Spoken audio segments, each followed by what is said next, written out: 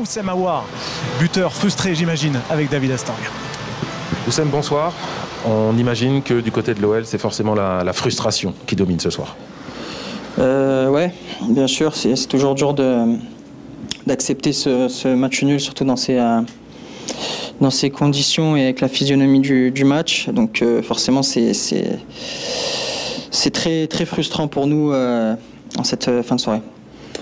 D'un point de vue personnel, il y a eu longtemps un duel avec le gardien stéphanois, Etienne Green, et finalement vous avez réussi à marquer pour mettre l'OL devant. À ce moment-là du match, vous étiez confiant pour l'issue de la rencontre?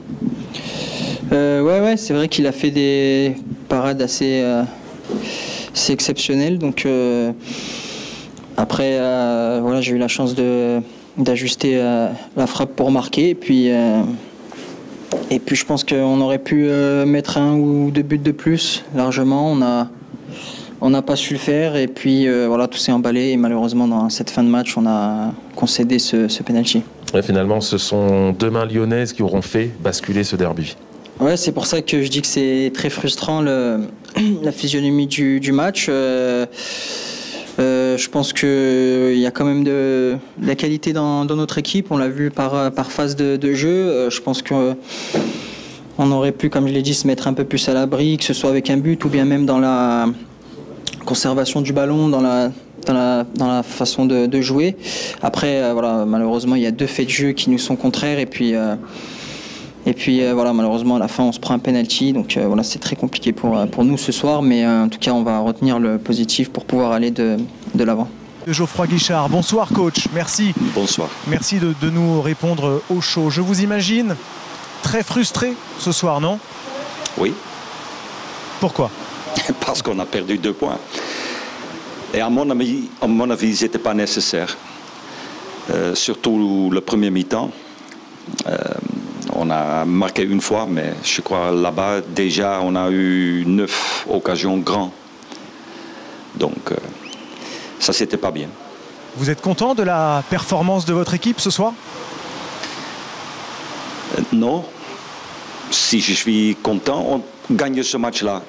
Mais j'étais content avec quelques moments dans le match. On a, je pense, vu un bon jeu de position. Le premier mi-temps, de temps en temps, on a très bien joué. On a créé des occasions.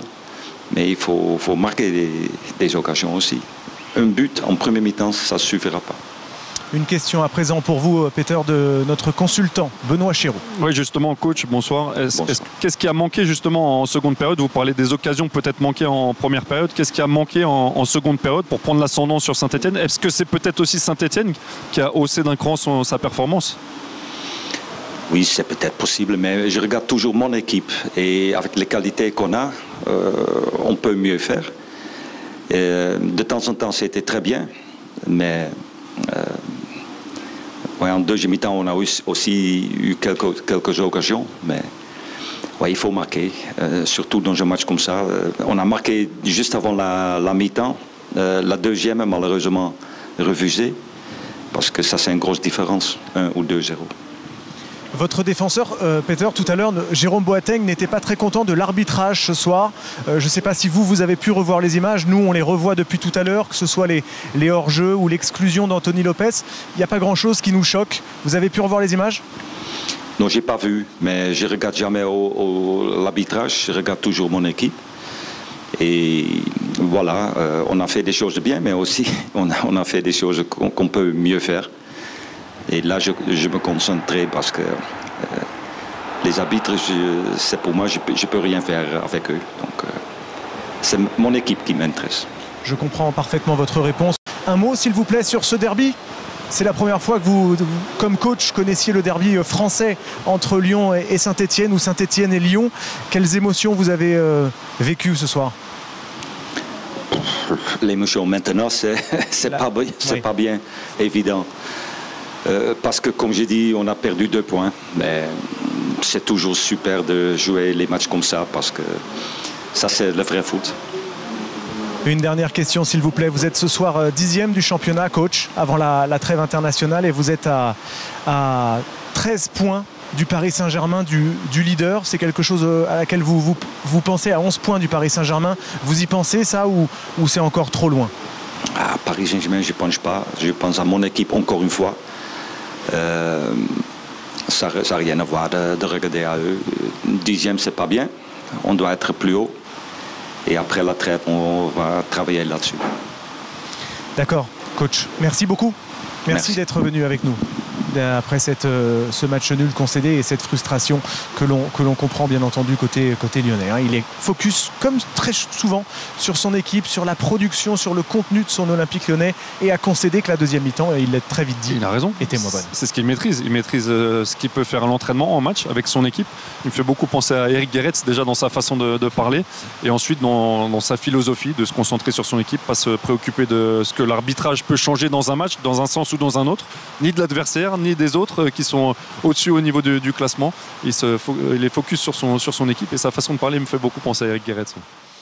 Avant cette trêve de 15 jours pour la SSE et pour les équipes du championnat de France, regardez cette image de Claude Puel qui est en train d'être équipé depuis la zone mixte. Ça y est, on termine de poser l'oreillette sur le coach de la SSE. Merci à Xavier Demutter et on va pouvoir lui poser quelques questions dans un instant à Claude Puel qui doit être satisfait de l'investissement de ses joueurs. Il nous avait répondu avant le match, il avait fait preuve de zénitude volontaire, j'imagine. C'était de la com aussi un petit peu pour rassurer tout le monde.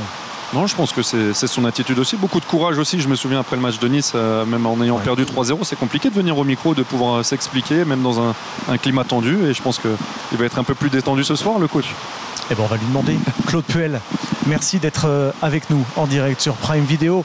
Je vous imagine peut-être pas détendu quand même, puisque la situation est épique, mais rassuré probablement. C'est pas ce qui m'anime. J'ai pas à être rassuré.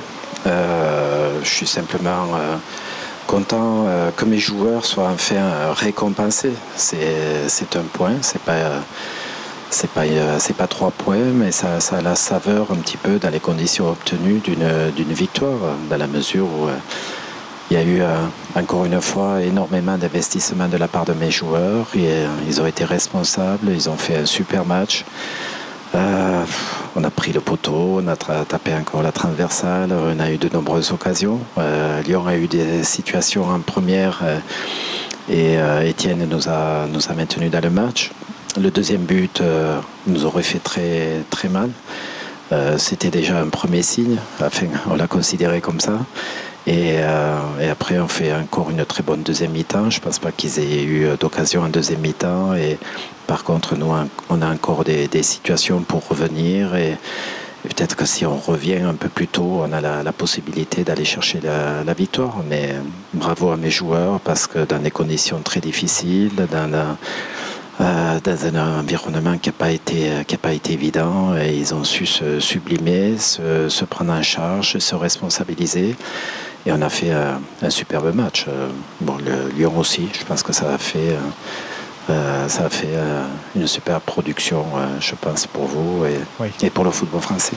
Je vous le confirme, c'était un derby tout simplement extraordinaire ce soir entre la SSE et l'OL. Claude, une question pour vous de Benoît Chéroux que j'imagine peut-être tactique. Oui, non, ça a été un très beau spectacle, effectivement, coach des deux équipes.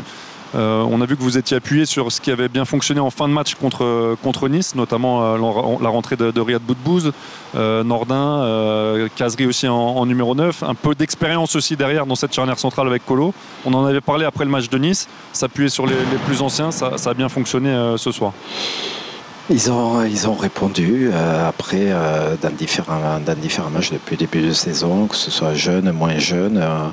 On a été défaillant sur des ballons qui n'auraient pas dû l'être, qui n'auraient pas dû apporter des buts adverses. C'est dommage parce que toutes nos productions n'ont pas été bonnes, mais il y a une grande majorité de matchs ou de séquences de matchs où on a énormément d'occasions, énormément de situations, où on revient dans des matchs comme contre Bordeaux et on prend des buts qui nous ont fait très, très mal.